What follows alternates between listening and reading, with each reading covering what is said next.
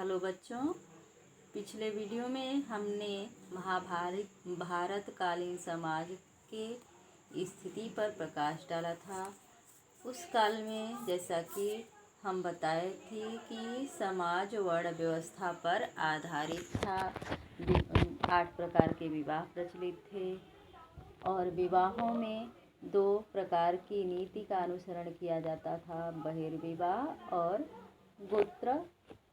तो इसके पश्चात वर्ण व्यवस्था में परिवर्तन आया और वह जाति व्यवस्था में बदल गई।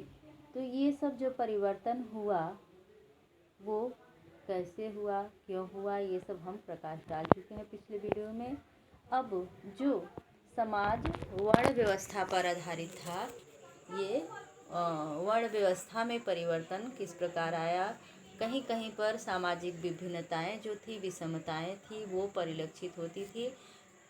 क्यों परिलक्षित होती थी, कैसे ये सब हुआ, वर्ग और जाति पर आधारित समाज किस प्रकार प्रकाश में आया, इस पर हम प्रकाश डाल रहे हैं। धर्म सूत्रों और धर्मशास्त्रों में एक आदर्श व्यवस्था अर्थात वर्ण व्यवस्था, जिसमें समाज 4 वर्णों में ब्राह्मण, क्षत्रिय, वैश्य और शूद्र में बांटा गया था। और इसका उल्लेख यानी वर्ण व्यवस्था का उल्लेख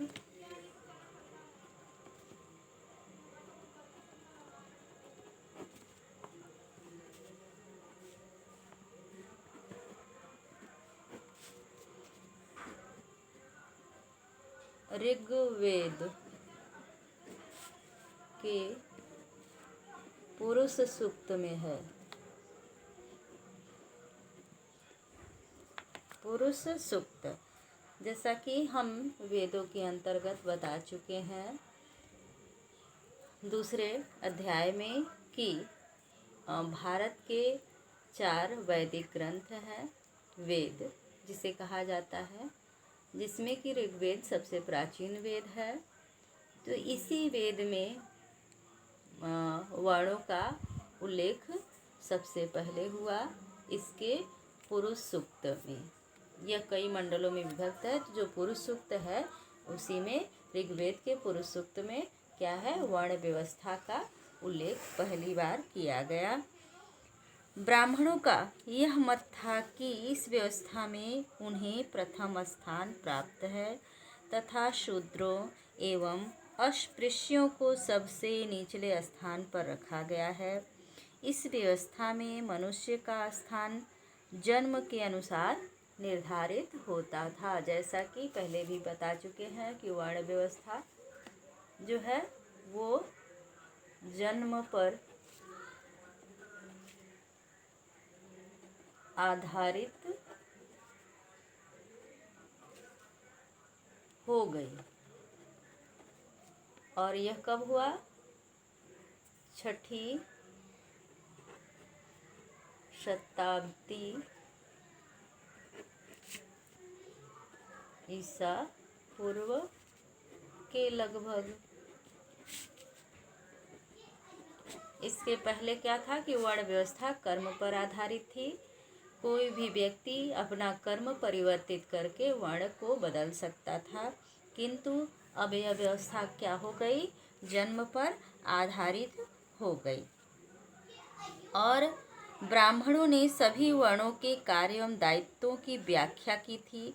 अनेक नीतियों द्वारा समाज में अपनी प्रभुता स्थापित की और राजाओं तथा संबंधित अधिकारियों को भी अपनी नीतियों को लागू करवाने के लिए बल दिया था। जैसा कि आप ऐतिहासिक सीरियलों में देखते हैं कि प्रत्येक राजा का एक राजपुरोहित होता है और उसके जो प्रधानमंत्री होते हैं वो लगभग ब्राह्मण ही होते थे और राजा इनको सम्मान देता था। चाहे वो रामायण देखिए या महाभारत देखिए या चंद्रगुप्त सीरियल देखिए या अशोका देखिए, जो भी ऐतिहासिक सीरियल आते हैं सभी में आप देखेंगे कि सबके प्रधानमंत्री जो हैं वो क्या हैं, ब्राह्मण हैं। और इस प्रकार से ब्राह्मण उच्च स्थान पर स्थापित थे। उन्होंने राजाओं को सलाह देने का कार्य किया और राजा के सभी धार्मिक कार्य इन्हीं के द्वारा संपादित कराए जाते थे। इसी के अनुरूप जो है धार्मिक व्याख्याएं भी की जाती थी। इन नियमों का पालन कराने के लिए ब्राह्मणों ने 3 नीतियाँ बनाई थी। प्रथम नीति थी वर्ण व्यवस्था की उत्पत्ति दैवी व्यवस्था है। क्या कहा गया था? पहला कि वर्ण व्यवस्था क्या है? दैवीय व्यवस्था है। जैसा कि आप समाजशास्त्र में वर्ण व्यवस्था के अंतर्गत पढ़ी होंगी कि यह माना गया है कि ब्रह्मा के अंगों से वर्णों की उत्पत्ति हुई है। तो यह व्यवस्था क्या कहा गया कि यह एक दैवीय व्यवस्था है। दूसरा है कि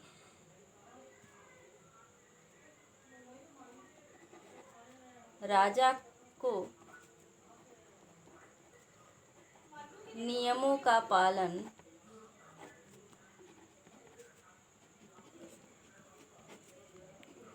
करवाने के लिए दबाव बनाना चाहिए।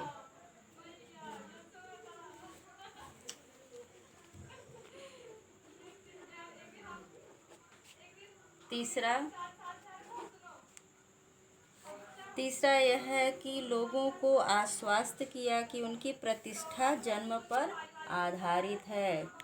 प्रतिष्ठा जन्म पर आधारित।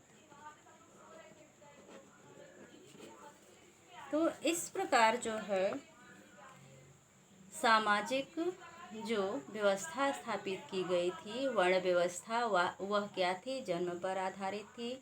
उसकी प्रतिष्ठा जन्म पर आधारित थी और राजा को नियमों का पालन करवाना पड़ता था। वर्ण व्यवस्था को दैवी व्यवस्था बताया गया था और यह माना गया था कि जो राजा राज्य करेगा वह वास्तव में क्षत्रिय ही होगा।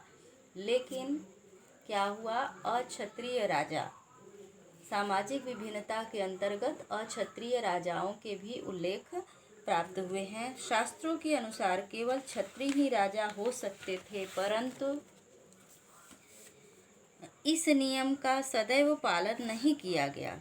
अनेक राजवंश ऐसे भी हुए जिनकी उत्पत्ति क्षत्रिय वर्ण से नहीं हुई है, जैसे मौर्य वंश। जैसा कि हम मौर्य वंश के अंतर्गत बता चुके हैं कि चंद्रगुप्त मौर्य को कोई क्षत्रिय मानता है तो कोई शूद्र मानता है। तो मौर्य वंश, इसके बाद है शुंग वंश, कण्व वंश, नंद वंश, सातवाहन वंश आदि जो हैं। ब्राह्मण ग्रंथों में इन्हें निम्नकुल तथा बौद्ध ग्रंथों में क्षत्रिय माना गया है। शुंग एवं कण्व जो थे वो ब्राह्मण थे, जबकि शक जो कि मध्य एशिया से आए थे को ब्राह्मणों ने मलेच्छ कहा है। मलेच्छ यानी निम्न जाति, बर्बर या अन्य देशीय जाति जो होते थे उन्हें मलेच्छ कहा जाता था। लगभग दूसरी शताब्दी में संस्कृत के एक आरंभिक अभिलेख से पता चलता है कि शक राजा रुद्रदामन ने गिरनार में सुदर्शन झील की मरम्मत कराई। स्पष्ट है कि जो मलेच्छ राजा थे यानी दूसरे देश से आए हुए राजा राज्य करते थे वो क्या थे? सुसंस्कृत थे और संस्कृत भाषा बोलते थे। मलेच्छ राजा संस्कृतीय परिपाटी के विषय में अच्छी तरह जानते थे। दक्कन के सातवाहन वंश के शक्तिशाली शासक गौतमी पुत्र शातकर्णी स्वयं का उल्लेख क्षत्रियों के अभिमान का हनन करने वाले के रूप में बताता है, अर्थात स्वयं को ब्राह्मण बतलाया है। जैसा कि हमने बताया था कि महाभारत कालीन समाज पितृवंशिक था, किंतु अब यहाँ सामाजिक विषमता के अंतर्गत क्या दिख रही है कि दक्षिण भारतीय शासक कौन था? गौतमी पुत्र शातकर्णी, अर्थात माँ का नाम राजा के आगे जुड़ा हुआ है। तो इस प्रकार स्पष्ट है कि यहाँ पर पितृवंशिक नहीं बल्कि मातृवंशिक व्यवस्था थी और यह एक शक्तिशाली राजवंश था। अगला है जाति और सामाजिक गतिशीलता। तो कभी कभी विभिन्न व्यवसाय करने वाले समूहों को उनके एक व्यवसाय के आधार पर श्रेणियों में संगठित किया गया। जैसे कि मंदसौर से प्राप्त एक अभिलेख में रेशम बुनकरों की एक श्रेणी का उल्लेख किया गया है। ये बुनकर इस क्षेत्र में गुजरात से आकर के बसे थे। ये श्रेणियां न केवल व्यवसाय बल्कि धार्मिक मान्यताओं के आधार पर भी निर्धारित की जाती थी। इसकी पुष्टि मंदसौर अभिलेख से ही होती है और इन्हीं श्रेणियों द्वारा जो रेशम बुनकर गुजरात से आए थे उन्होंने ही सूर्य मंदिर का निर्माण करवाया था। अगले वीडियो में हम वर्ण व्यवस्था रहित समुदाय का उल्लेख कर रहे हैं। अगला है वर्ण व्यवस्था रहित समुदाय।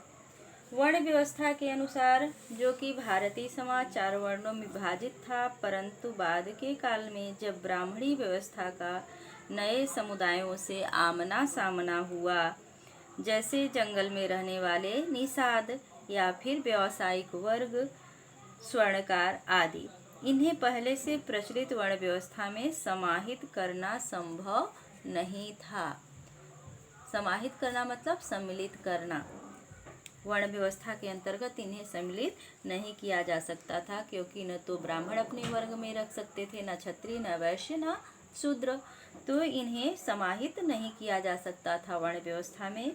अतः इस समस्या के समाधान के लिए ब्राह्मणों ने इन्हें विभिन्न जाति में वर्गीकृत कर दिया। जैसा कि हम ऊपर भी पिछले वीडियो में बता चुके थे कि वर्ण व्यवस्था कहीं कहीं पर जो है वह जाति व्यवस्था में परिवर्तित होती दिखाई पड़ती थी। इस प्रकार जाति की अवधारणा का जन्म हुआ। वर्ण की तरह जाति भी जन्म पर आधारित थी, किंतु वर्णों की संख्या 4 है जबकि जातियों की संख्या अनगिनत है। यह सब आप लोगों को समाजशास्त्र में पढ़ाया जाएगा। पूरा चैप्टर है समाजशास्त्र में वर्ण व्यवस्था, जाति व्यवस्था, तो इसलिए हम इस पर डिटेल्स प्रकाश नहीं डाल रहे हैं। और ये जातियां आगे चल कर के अनेक उपजातियों में विभक्त हो गई। भारतीय उपमहाद्वीप में अनेक ऐसे समुदाय थे जिन पर ब्राह्मणी विचारों का कोई प्रभाव नहीं था। ऐसे समुदाय वर्ण व्यवस्था के अंतर्गत नहीं आते थे। संस्कृत साहित्य में ऐसे समुदायों के लिए विचित्र, असभ्य और यायावर शब्द इस्तेमाल किए गए हैं। यायावर मतलब घुमंतु जाति, जो एक स्थान पर टिक करके नहीं रहती थी, उसे यायावर पशुपालक कहा जाता था। तब कभी यहाँ कभी वहाँ तंबू गाड़ लेते थे और वहीं पर ये लोग रहते थे अपने भोजन के तलाश में, अपने पशुओं के चारागाह के तलाश में ये भटकते रहते थे। तो इन्हें यायावर जातियाँ कहा गया है। इनमें से कुछ वनों में निवास करते थे जो शिकार एवं कंदमूल द्वारा अपनी आजीविका चलाते थे। अब है निषाद समुदाय और यायावर पशुपालक। निषाद समुदाय वनों में रहने वाला एक समुदाय था जो शिकार कंदमूल पर आश्रित था। मतलब ये लोग खेती करना नहीं जानते थे, केवल शिकार करते थे, जैसा कि पाषाण काल में लोग करते थे। कहने का मतलब ये है कि ये असभ्य थे। अगर सभ्य होते तो कृषि कार्य करते, एक स्थान पर टिक करके रहते, मतलब सामुदायिक जीवन व्यतीत करते। तो ये समुदाय जो था वो क्या था? शिकार और कंदमूल पर आश्रित था। एकलव्य जो था इसी समुदाय का था, जो महाभारत में द्रोणाचार्य द्वारा शिक्षा न दिए जाने पर उनकी मिट्टी की प्रतिमा बना करके सैनिक शिक्षा ग्रहण किया। और जब वह एक धनुर्धर हो गया, प्रकांड धनुर्धर हो गया, तो द्रोणाचार्य को लगा कि उनका दिया हुआ वचन जो कि उन्होंने अर्जुन को दिया था कि अर्जुन जैसा धनुर्धर विश्व में नहीं रहेगा, तो उनकी जो भविष्यवाणी थी वो झूठी हो जाती। इसलिए उन्होंने गुरु दक्षिणा के रूप में एकलव्य का अंगूठा मांग लिया था। तो वह किस जाति का था? निषाद था, यानी जंगली जाति का था। तो ये महाभारत में दिखाया गया है, महाभारत कालीन ये सब हैं। और इसके पश्चात यावर पशुपालक को संदेह की दृष्टि से भी देखा जाता था, क्योंकि उन्हें कृषि कर्मियों के सांचे में नहीं ढाला जा सकता था, उनसे कृषि कार्य नहीं करवाया जा सकता था। यह स्थिति केवल भारत की ही नहीं थी, विदेशों की भी थी। विदेशों में तो 11वीं 12वीं शताब्दी तक यह स्थिति थी कि वहाँ पर बहुत सारी जातियाँ जो थी वो कृषि कार्य नहीं करती थी। उन पर दबाव बनाया जाता था कृषि कार्य करने के लिए, लेकिन वो कृषि कार्य करने के लिए तैयार नहीं थी, इसलिए वो जातियाँ बगावत भी कर देती थी। तो इसी तरह से मतलब सभी देशों में कुछ असभ्य जातियाँ रहती थी, जंगली जातियाँ रहती थी, आज भी रहती हैं, जिन्हें आदिवासी कहा जाता है। तो ये सब जातियाँ कभी कभी संस्कृत नहीं बोलने वाले को भी यायावर या अन्य समुदायों में शामिल कर लिया जाता था, जिन्हें असभ्य माना जाता था। ऐसे लोगों के मध्य विचार एवं व्यवहार का आदान प्रदान अन्य भाषाओं में होता था। जैसा कि आम बोलचाल की भाषा जो थी उस समय क्या थी? संस्कृत थी, किंतु इन जंगली जो जातियाँ थी इनकी भाषा अलग होती थी। अधीनता और संघर्ष लास्ट टॉपिक है। प्राचीन भारत में ब्राह्मणों में कुछ लोगों को सामाजिक प्रणाली में सम्मिलित नहीं किया गया था। उन्होंने समाज के कुछ वर्गों को अस्पृश्य, अस्पृश्य का मतलब होता है छुआछूत की भावना को अस्पृश्यता कहा जाता है। तो कुछ लोगों को अस्पृश्य माना गया था और ब्राह्मणों ने अनुष्ठान से संबंधित कार्यों को पुनीत तथा पवित्र माना। इससे जुड़े लोग जो थे वो भी पवित्र माने जाते थे। ऐसे लोग अस्पृश्यों से भोजन स्वीकार नहीं करते थे, अर्थात जिन जातियों को अस्पृश्य माना गया था उनके यहाँ उच्च वर्ग के लोग भोजन नहीं करते थे। और चांडाल नामक जाति को इसमें प्रमुख माना जाता था। चांडाल सबसे निकृष्ट जाति मानी जाती थी, अर्थात अस्पृश्यों में सबसे नीचे चांडाल आते थे। और इस जाति के लोगों को देखना भी अशुभ माना जाता था, क्योंकि ये मृत पशुओं को उठाने का कार्य किया करते थे। चांडालों को जब किसी का पशु मर जाता था तो उन्हें आवासीय क्षेत्रों में, नगरीय क्षेत्रों में, ग्रामीण क्षेत्रों में बुलाया जाता था। इनके आवास जो होते थे गांव या नगर से बाहर होते थे, जंगलों में होते थे। इन्हें संदेशा भेजा जाता था, ये आते थे और मरे हुए पशुओं को ले जाते थे। किंतु जब ये आते थे तो करताल बजाते हुए आते थे और किसी भी वर्ण के व्यक्ति इनको न छुएं या ये किसी को न छुएं, इसलिए ये करताल बजाते थे, अर्थात अस्पृश्य थे, इनको छूना वर्जित था। इस जाति के लोगों को देखना छूना क्या था? वर्जित था। मनुस्मृति में चांडालों के कर्तव्यों के विषय में बताया गया है कि वे गांव तथा नगरों से बाहर रहते थे। वे मरे हुए लोगों के वस्त्र, लोहे के आभूषण तथा फेंके हुए बर्तनों का प्रयोग करते थे। तब जो बर्तन फेंका हुआ रहता था उसी में ये लोग खाते पीते थे। मरे हुए लोगों के शरीर पर जो वस्त्र होता था उसी को उतार करके जो फेंका जाता था उसी को पहनते थे। और रात के समय नगरों तथा गांव में उनका प्रवेश वर्जित था। ये जो थे ऐसे मृतकों की अंत्येष्टि करते थे जिनके कोई संबंधी न हो, अर्थात लावारिस जो व्यक्ति होता था उनका मृतक संस्कार चांडालों द्वारा किया जाता था। जिसका कोई अपना नहीं होता था उसका मृतक संस्कार जो है चांडाल करते थे। तो इस प्रकार सामाजिक विषमताएं भी परिलक्षित होती हैं महाभारतकालीन समाज में, जहाँ एक ओर वर्ण व्यवस्था आदर्शमय थी, वहीं दूसरी ओर वर्ण व्यवस्था के विपरीत वर्ग व्यवस्था एवं जाति व्यवस्था पर भी बल दिया जाता था। वर्ग एवं जातियों पर आधारित समाज भी दिखाई पड़ता है, जहाँ अधिकांशतः क्षत्रिय राजा होते थे, वहीं पर कुछ अक्षत्रिय राजाओं के भी उल्लेख हैं, जैसा कि हमने अभी बताया। इसी तरह से वर्ण व्यवस्था रहित समुदाय भी है, जो कि वनों में निवास करते थे। जंगली जातियां थी, जैसे कि निषाद अभी हमने बताया, ये क्या थी, वर्ण व्यवस्था में सम्मिलित नहीं थी।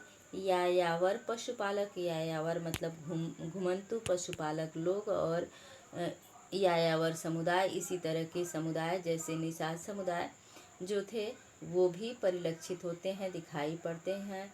और ये समुदाय जब उपर्युक्त वर्ण यानी सभ्य वर्ण जो कि ब्राह्मण क्षत्रिय वैश्य ये आते थे, उनसे इनका संपर्क हुआ तो संघर्ष की स्थिति उत्पन्न हो गई, और तब इनको जाति व्यवस्था में परिवर्तित कर दिया गया। समाज में शांति व्यवस्था बनाए रखने के लिए इन यायावर समुदायों को विभिन्न जातियों में बांट दिया गया।